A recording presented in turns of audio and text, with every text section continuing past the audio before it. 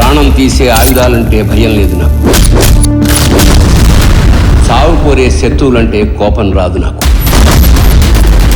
నా ఇల్లు నా కుటుంబమనే స్వార్థంతో నిండిన వాళ్ళంటే చాలు.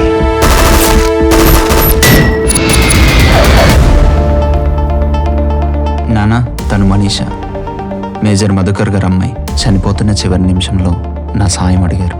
ఒంటరైపోతున్న తన కూతురికి తోడుగా ఉండమని.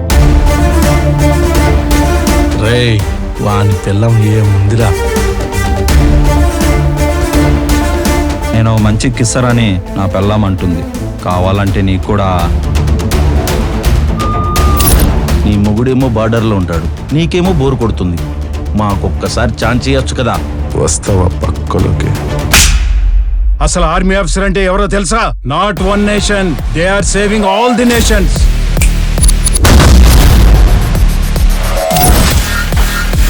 ఆ లంచా కొడుకుని ఏం చేయాలో నేను చూసుకుంటా. ఎవడైనా అడుగు ముందుకేశాడో రక్తపాతమే. బోర్డర్లో 10 నిమిషాలు మేము కాపలా లేకపోతే మీ పిల్లలు మీ పక్కలో పడుకుంటారా? పడుకున్నారా?